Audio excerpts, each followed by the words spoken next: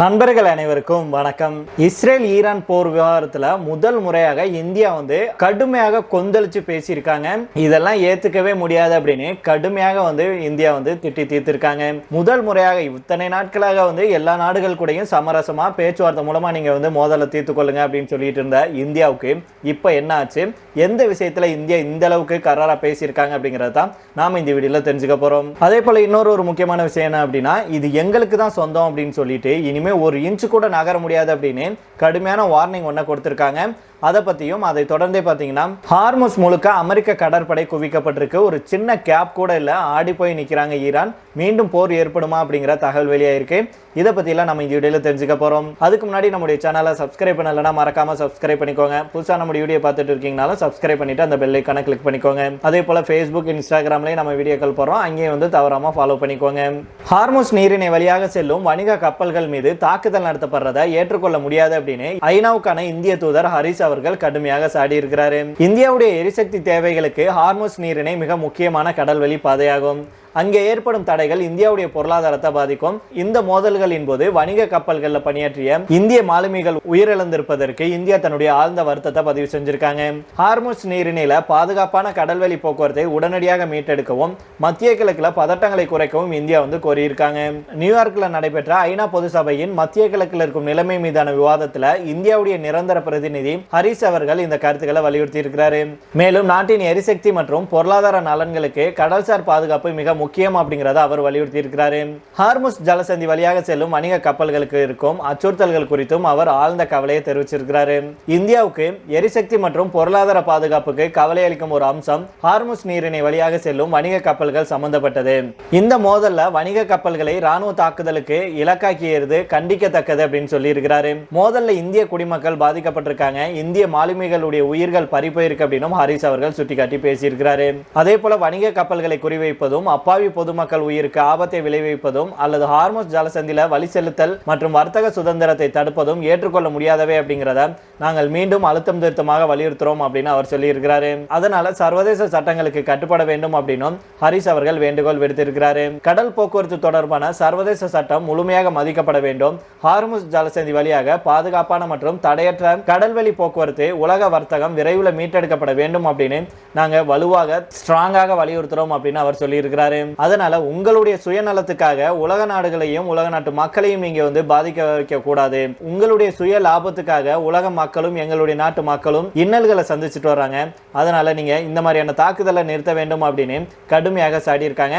இத்தனை நாட்களாக இந்தியா யாருக்கும் ஒரு ஆதரவான நிலைப்பாட்டை எடுக்கல, எல்லாத்துக்கூடயுமே நடுநிலைமை அப்படிங்கிற தன்மையோட பேசிட்டு வந்தாங்க. ஆனா இப்ப முதல் முறையாக ஐநா சபையில குரல் கொடுக்க ஆரம்பிச்சிருக்காங்க. இந்த போர் என்ன பண்ணுவீங்களோ எது பண்ணுவீங்களோ தெரியாது, விரைவில் முடிவுக்கு வர வேண்டும், உட்கார்ந்து பேசி இந்த போரை முடிவு கொண்டுட்டு வர வேண்டும். அதே போல ஹார்முஸ் நீரிணை வணிக கப்பல்களை தாக்குறத ஒருபோதும் இந்தியா ஏற்றுக்கொள்ளாது அப்படின்னு கடுமையாக இந்தியா சாடி இருக்காங்க. இதே போல இன்னொரு முக்கியமான விஷயம் என்ன அப்படின்னா, அமெரிக்காவுடைய பாதுகாப்புத்துறை அமைச்சர் பீட் ஹெக்ஸத் அவர்கள் ஹார்முஸ் வழித்தடத்துல கப்பல் போக்குவரத்தை அமெரிக்க கடற்படை முழுமையாக கட்டுப்படுத்துவதாக அறிவிச்சிருக்கிறாரு. ஈரான் கிட்ட தற்போது அமெரிக்க கடற்படை எதிர்த்து போராடும் வகையில கடற்படை இல்லை அப்படிங்கிறதா இதுக்கு முக்கிய காரணம் அப்படின்னு அவர் வாஷிங்டன்ல செய்தியாளர்களிடம் தெரிவிச்சிருக்கிறாரு. இந்த வழித்தடத்துல அமெரிக்கா தொடர்ந்து தடையை நடைமுறைப்படுத்தும் அப்படின்னும் தேவைப்பட்டால் எவ்வளவு காலம் வேண்டுமானாலும் அதை நீட்டிக்கும் அப்படின்னு அவர் திட்டவட்டமாக தெரிவிச்சிருக்கிறாரு. ஈரான் ஒரு ஒப்பந்தத்துக்கு உடன்படாவிட்டால் அமெரிக்க படைகள் மீண்டும் போர் நடவடிக்கையை தொடங்க தயாராக இருக்காங்க அப்படிங்கிறத ஹெக்ஸத் அவர்கள் தெரிவிச்சிருக்கிறாரு. ஈரான் தன்னுடைய ராணுவ உபகரணங்களை எங்கு நகர்த்துகிறது அப்படிங்கிறத அமெரிக்கா துல்லியமாக அறிந்துள்ளதாகவும் நாங்கள் உங்களை கவனிச்சுட்டு வரோம் அப்படின்னு நேரடியாக எச்சரிக்கை விடுத்திருக்கிறாரு. இந்த அறிவிப்பு ஈரானுக்கு மிகப்பெரிய வார்னிங்காக அமைஞ்சிருக்கு. அமெரிக்க கடற்படை ஈரானுக்கு செல்லும் அல்லது ஈரான்ல இருந்து வரும் கப்பல்கள் அனைத்தும் தடை செய்யப்பட்ட பொருட்களை ஏற்றி செல்கின்றனவா அப்படின்னு சோதிக்கப்படும் அப்படின்னு தெரிவிச்சிருக்காங்க. இந்த மாதிரியான கப்பல்கள் எங்க இருந்தாலும் அவற்றை நிறுத்தி பரிசோதித்து பறிமுதல் செய்யும் உரிமை அமெரிக்காவுக்கு இருக்கு அப்படின்னு அவர் சொல்லி இருக்கிறாரு. மேலும் தடை செய்யப்பட்ட பொருட்கள்ல ஆயுதங்கள், ஆயுத அமைப்புகள், தோட்டாக்கள், அணுப்பொருட்கள், கச்சா எண்ணெய், சுத்திகரிக்கப்பட்ட எண்ணெய் பொருட்கள், இரும்பு, எஃகு மற்றும் அலுமினியம் ஆகியவை அடங்கும். இந்த நடவடிக்கை ஈரானுடைய ஏற்றுமதியை மொத்தமாக பாதிக்கும் அப்படின்னு சொல்லப்படுது. ஹெக்ஸத் அவர்கள் மேல என்ன சொல்றாருன்னா, அமெரிக்கா தன்னுடைய ஆயுத இருப்பை முன்பை விட அதிகமாக அதிகரிச்சுட்டு வருது அப்படின்னு சொல்லி இருக்கிறாரு.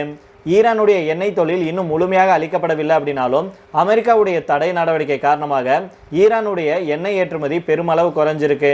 இது உலக சந்தையில எண்ணெய் விநியோகத்தை பாதிக்கும் வாய்ப்பை உருவாக்கி இருக்கு அப்படின்னு சொல்லி இருக்கிறாரு. ஹெக்ஸத்துடன் இணைந்து செய்தியாளர் சந்திப்புல பேசிய உயர்மட்ட அமெரிக்க தளபதி டான் கெயின் அவர்கள் என்ன சொல்றாருன்னா, ஈரானுக்கு உதவும் எந்த கப்பலையும் உள்ளே நுழைய விடக்கூடாது. அமெரிக்க கடற்படை தடைகளை தாண்டி சென்றால் துரத்தி சென்று தாக்கும். ஈரான் எண்ணெயை ஏற்றி செல்லும் இருண்ட கப்பல்கள் உள்பட அனைத்தும் இதுல அடங்கும் அப்படின்னு அவர் சொல்றாரு. இதுவரைக்கும் 13 கப்பல்கள் தடை காரணமாக தங்கள் பாதையை மாற்றி திரும்பி சென்றிருக்காங்க. ஆனா அமெரிக்க ராணுவம் இதுவரை எந்த கப்பலையும் ஏறி பரிசோதிக்கவில்லை அப்படின்னு தெரிவிச்சிருக்காங்க. ஹார்முஸ் பாதையில இந்த தடையை நடைமுறைப்படுத்த பிற நாடுகளும் உதவிக்கு வரலாம் அப்படின்னு ஹெக்ஸத் அவர்கள் தெரிவிச்சிருக்கிறாரு. இது அமெரிக்கா மட்டும் தனியாக செயல்பட விரும்பவில்லை அப்படிங்கிறதையும் தனக்கு ஆதரவாக எந்தெந்த நாடுகள் வருகிறது அப்படிங்கிறத சோதிக்கும் காலமாகவும் இருக்கு. உலக நாடுகள் அனைத்தும் இணைந்து செயல்பட்டால் மட்டுமே இந்த முக்கிய பாதையில அமைதி நிலவும் அப்படின்னு பீட்டர் ஹெக்ஸத் அவர்கள் தெரிவிச்சிருக்கிறாரு. ஆனா பலரும் என்ன தீர்த்துட்டு வர்றாங்க அப்படின்னா, நீ இப்படியே பொருடா விட்டுட்டே தெரியும், ஈரானை உங்களால ஒன்றும் செய்ய முடியாது, ஈரான் தான் உங்களை வச்சு செஞ்சுட்டு இருக்கு, ஈரானை ஈஸியா தாக்கி நீங்க உங்களுடைய கைக்குள்ள கொண்டு வந்துடலாம் நினைச்சீங்க, ஆனா ஒருபோதும் ஈரான் கிட்ட அதெல்லாம் நடக்காது அப்படின்னு பலரும் சொல்லிட்டு வர்றாங்க.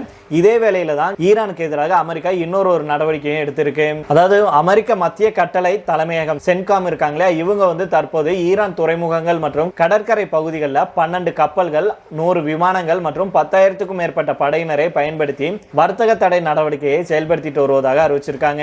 இந்த தடை நடவடிக்கை தொடங்கியதிலிருந்து ஈரான் துறைமுகத்திலிருந்து சுமார் 14 கப்பல்கள் தங்களுடைய பாதையை மாற்றி அமெரிக்க கடற்படையுடைய தடைக்கு இணங்கி திரும்பி சென்றிருக்கு. இந்த நடவடிக்கை மூலம் ஈரான் துறைமுகங்களுக்கு செல்லும் அல்லது அங்கிருந்து வரும் கப்பல்களை இரவு பகலாக கண்காணித்து முழுமையாக கட்டுப்படுத்த அமெரிக்கா தீவிரமாக செயல்பட்டு வர்றாங்க. முன்பு அமெரிக்க அதிபர் டொனால்ட் ட்ரம்ப் ஹார்முஸ் வழித்தடத்தை முழுமையாக தடை செய்வதாக சொல்லியிருந்த நிலையில அமெரிக்க ஜெனரல் டான் கெயின் அவர்கள் இப்போது தெளிவுபடுத்தி இருக்கிறாரு. அமெரிக்க ராணுவம் ஹார்முஸ் வழித்தடத்தை தடை செய்யவில்லை அப்படின்னும் ஈரான் துறைமுகங்கள் மற்றும் அதன் கடற்கரை பகுதிகளுக்கு மட்டுமே கடற்படை கொண்டு தடை விதிக்கப்பட்டிருக்கு அப்படின்னு அவர் விளக்கம் கொடுத்திருக்கிறாரு. இதனால ஈரான் துறைமுகத்தில் இருக்கும் சீன கப்பல், இந்திய கப்பல் அப்படின்னு எந்தவித வித்தியாசமும் இல்லாமல் அனைத்து கப்பல்களையும் அமெரிக்கா முடக்கிட்டு வருது. இதன் காரணமாக ஈரானுடைய வர்த்தகம் முடங்கியது மட்டுமில்லாமல் ஈரானுக்கான நிதி ஆதாரமும் முடங்கியிருக்கு.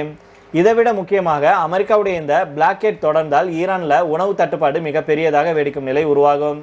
ஈரான் மற்ற வளைகுடா நாடுகளை போல் தன்னுடைய உணவு தேவையில சுமார் 30% 40% இறக்குமதி பொருட்களை மட்டும்தான் நம்பியிருக்கு. இப்படி இருக்கையில அமெரிக்க கடற்படை 12 கப்பல்கள், 100 விமானங்கள் மற்றும் 10,000க்கும் மேற்பட்ட படையினரை பயன்படுத்தி ஈரானுக்கு இன் அவுட் அப்படிங்கிற இருதரப்பு வர்த்தகத்தையும் முடக்கியிருக்கு. இதன் மூலம் பெரும் நெருக்கடி உருவாகும் நிலை உருவாகியிருக்கு. ஒரு பக்கம் ராணுவ நடவடிக்கைகளுக்கு இணையாக ராஜதந்திர முயற்சிகளும் தொடர்ந்து நடைபெற்று வருது.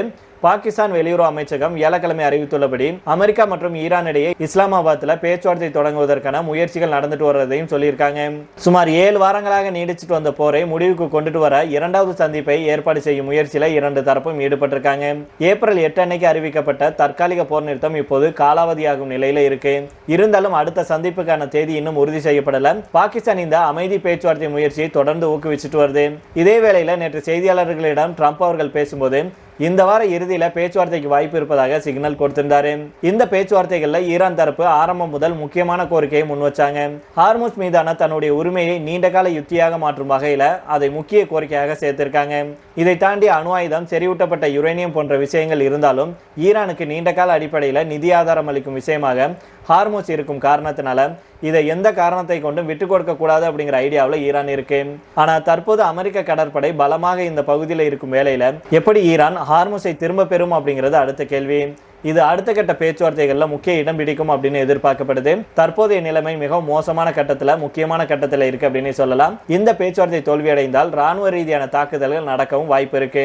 இதற்கிடையில தான் அமெரிக்க அதிபர் ட்ரம்ப் அவர்கள் முக்கியமான ஒரு தகவலை வெளியிட்டிருக்கிறாரு. விரைவில் அமெரிக்காவுக்கும் ஈரானுக்கும் இடையே ஒரு ஒப்பந்தம் ஏற்பட போகுது அப்படின்னு உறுதிப்பட தெரிவிச்சிருக்கிறாரு.